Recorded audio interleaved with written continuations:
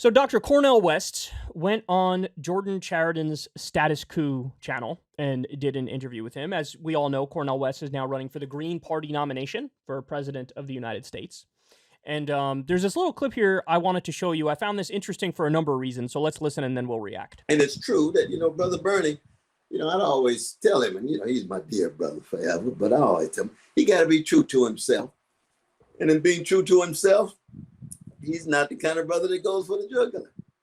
I'm a different kind of brother. I'm a different kind, you know what I mean? I'm a different kind of brother. We on stage and we singing Ebony and Ivory.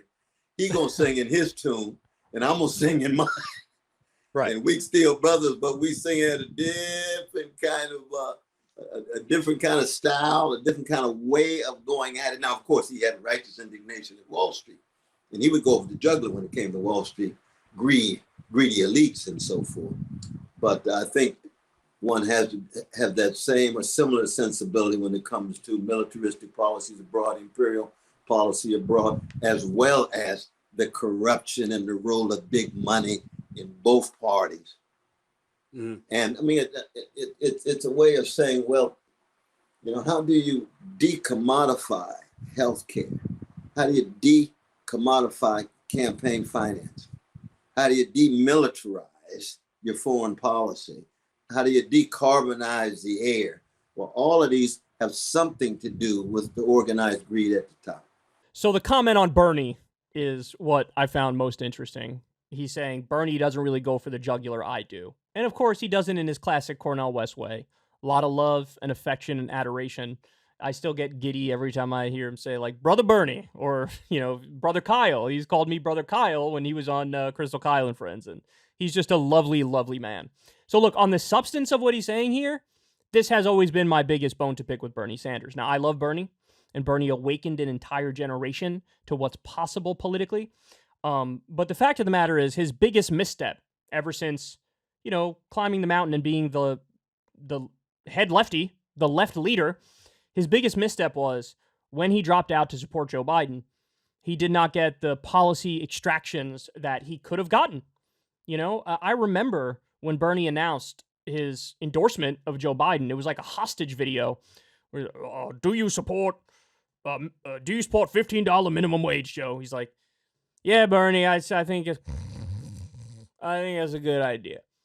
And then, like, a lot of these things he didn't follow through on. So, at the time, I was screaming from the top of my lungs, the best thing for Bernie to do is to meet with Joe Biden in private and give him a list of executive orders specifically that are in his power that he could do.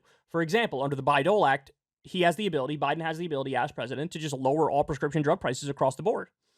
Because under that act, if there was taxpayer money that went into funding the research and development for a drug, then the U.S. government can control the price.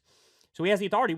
In the past 20 years, there's been no drug that's been made without taxpayer assistance. You can just lower drug prices across the board. That's one example. You could not only legalize marijuana completely, but you could free all the nonviolent drug offenders who are locked up at the federal level. There's a number of things he could do. Now, some of these things, Biden's done half measures, right? Like the student loan debt reduction.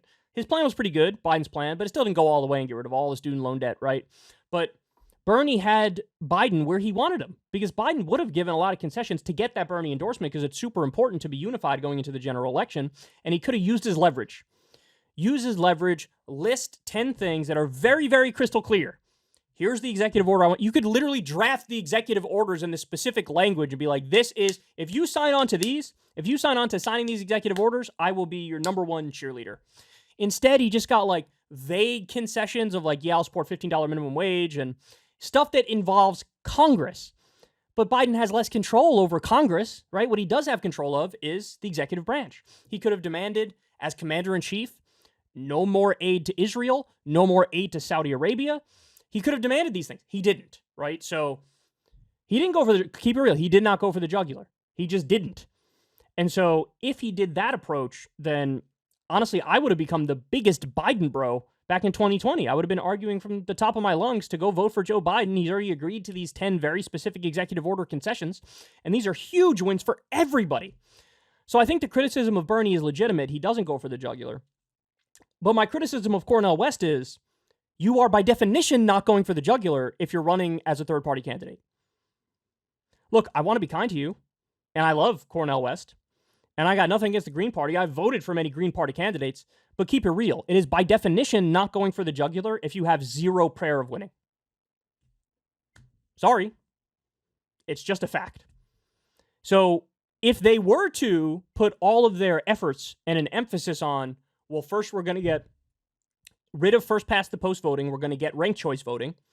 If they leaned into that and they could get that at a national level, at a federal level, then again, all of a sudden I become the biggest Green Party simp on the planet. And I become the biggest Cornel West bro on the planet. But unless and until you get that, you're putting the cart before the horse. And really, you know, best case scenario for the run, it's like you're trying to get 5%, which will get you matching funds, which will make it so the Green Party is taken marginally more seriously and is funded marginally more, right? So it's hard for me to listen to somebody who's running as a third-party candidate say, I'm going to go for the jugular. No, if you were really going for the jugular, you would have been the first lefty in the presidential race, and you would have been in the primary as a Democrat. Because that's where you're going to make the most noise. That's where you're going to get the most eyeballs. That's where you at least have a prayer of debating Joe Biden. I mean, it's like pulling teeth trying to get him to debate RFK and Marianne Williamson, but there's literally no hope of him debating a third-party candidate, right? So that's why I call it, with all love and respect, it's self-disenfranchisement. It wouldn't be that if you got rid of first past the post voting and got us ranked choice voting. It wouldn't be that. But as it is right now, there's no prayer of winning. It would be a phenomenal run if you got 5%. And I don't think we have the luxury of waiting 30, 40 years for a political project to blossom from scratch. And what we should do is use the infrastructure that's already there that gives us an advantage and try to win that way, where you actually have a chance. You actually have a prayer of winning. You know, look, I voted for Jill Stein in previous elections, right? Jill Stein got what, 3% of the vote? And I knew going into it, I'm voting for somebody who's got like no prayer in hell. Bernie Sanders got like 45% of the vote running in a Democratic primary. 45 is way more than 3, last time I checked. Way, way closer to winning. Way, way closer to actually making change. And by the way, yes, Bernie's presence did, in many ways, force Biden to be more progressive than he otherwise would have been. Biden has been a much more progressive president than he was a senator. He was a way more conservative senator than he's been a president. These are all facts. So, Cornel West, I love you, man, but it's not going for the jugular if you run it through. It's just not. It's just not going for the jugular. But look, the ship has sailed, and what I will say is this. Anybody who feels like I can't stomach a vote for Joe Biden in a safe state, well, you know, you do have a good option now. You do have a good option now. But I also fear the whole spoiler effect thing. Now, I don't buy into that notion myself. I think it's kind of a bogus notion. But a lot of people just have this perception that it's real, regardless of the evidence, and that will prevent them from ever voting for a third-party candidate. And that's why I keep saying you have to get rid of first-past-the-post voting. You have to do ranked choice voting to be taken more seriously. And I hope they do that. I hope they can do that. I hope they can achieve that, because then a lot more people would be open to this idea of a third-party effort. But there you have it. Look, I'd love to get Cornel West on Crystal Kyle and Friends again, and we can talk about his campaign and the issues that he's running on and the strategic approach, etc. That would be great. Like I said, I think it was a very, very positive thing that he listened to the backlash and he abandoned the People's Party, which is an organization that has no track record of success and is internally a complete and utter mess. And he's going to the Green Party, which is a much more serious organization. So I'm very happy that he listened to the people in that respect.